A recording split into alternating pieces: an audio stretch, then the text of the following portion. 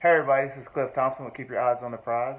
Today I'm making a video for one of my friends. She made a Facebook page, support group for people that are having this a diet that's on a weight loss plan, and they go on there and they motivate each other and they support each other along this journey.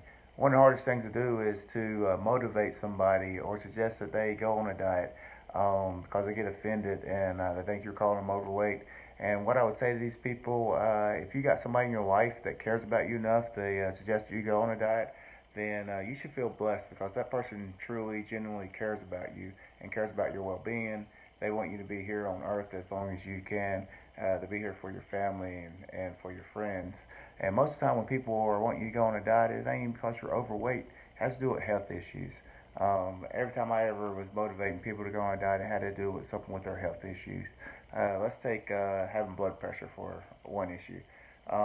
If you got blood pressure and the doctor tells you, hey, I'm going to put you on medication, but you can get off medication if you go work out and you change your eating habits and you go on a diet. Well, I would encourage you guys to please, please, please go join a gym, change your eating habits, get off the medication because it's a vicious cycle when you get on medication. You don't want to be on medication for the rest of your life. What happens is that we become dependable on this medication and we think it's fixing the issue. When all along it's just depression. It's depressing it down, whatever you have, because eventually you're gonna get on a higher dosage, and the higher the dosage that you get on, the more money it costs.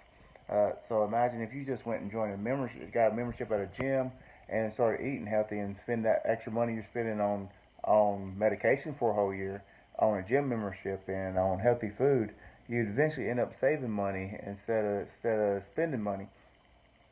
So I would encourage you guys to get up and join a membership and get a gym membership and work out. And if you can't do it for yourself, because a lot of people they get in these situations and they feel like they can't do it for themselves, then you need to find somebody that you can do it for. Whether it's a family member, whether it's your child, your grandkids. Do it for somebody that you love, that you care about. Because if you can't do it for somebody that you want to see grow old and have kids and share memories with, then there's something wrong with that issue. I mean, you have to find a reason, some strength to draw from. And usually, a good thing is either your kids or your grandkids, because everybody wants to grow old and see and create memories with their family. Um, and so let's talk about reasons why people don't want to go on diet. So one of the reasons people don't want to go on diet is because they got to hold themselves accountable. And accountability is like a hard thing to do. Like you got to look yourself in the mirror and you got to ask yourself, how did I get here? How did I get so low in life? How did I get to this point in life? And then you have to ask yourself, how do I get from point A to point B, which is usually is a hard journey to go from point A to point B. And then after that, you have to ask yourself, are you going to be disciplined enough? People are scared to death that they're not disciplined enough to keep with their diet. Because at some point, you're going to have to make a sacrifice for the greater good.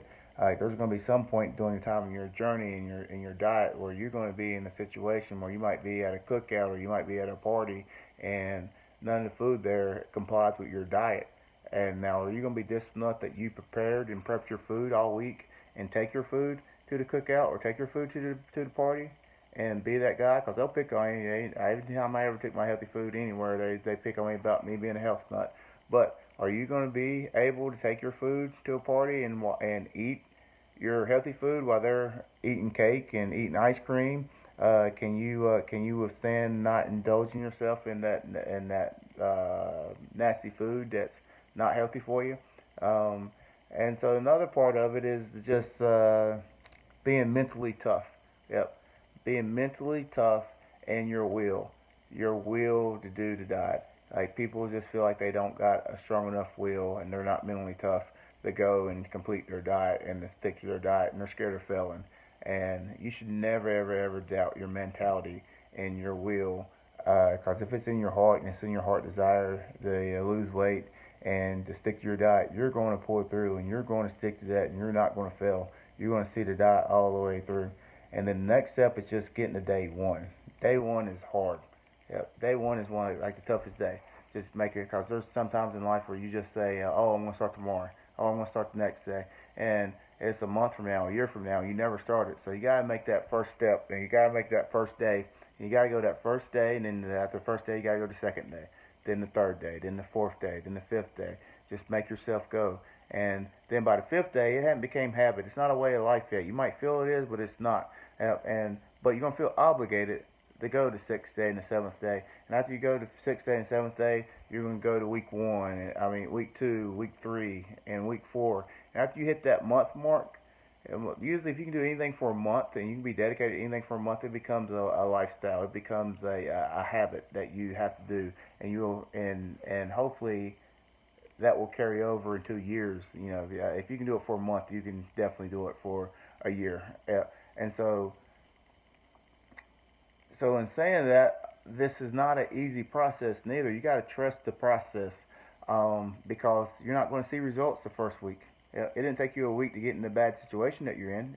It didn't take you a week to get out of shape. Yep. So what make you think it's going to take a week for you to get in shape? It's a process, and you might not see no results until the first month, and that's you personally seeing results.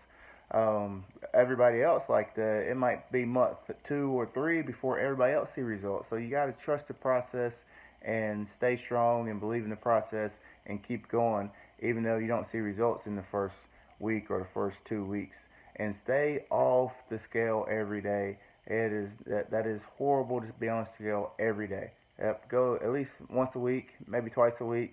Yep. It's just sometimes it can get depressing because maybe you didn't lose as much weight you thought you was going to lose, and then you adjust from there. Every week, get on a scale. If something went wrong that week, you adjust for the next week. Um, but it's not easy going on this journey. It's a day by day thing. I For all you guys that are on the page that has been sharing your story, and I'm proud of you guys. I am proud of you guys for making the first step in this journey of losing weight. And keep on sharing your stories and keep on being inspirational, because somebody needs to hear your story. Somebody might be at a breaking point that you already been through, and your story could change their life and change their journey on this hard journey of losing weight. So you guys, I am proud of you, and y'all keep on inspiring people and keep on sharing your stories, and keep on motivating people, and always remember to keep your eyes on the prize. You guys have a blessed day.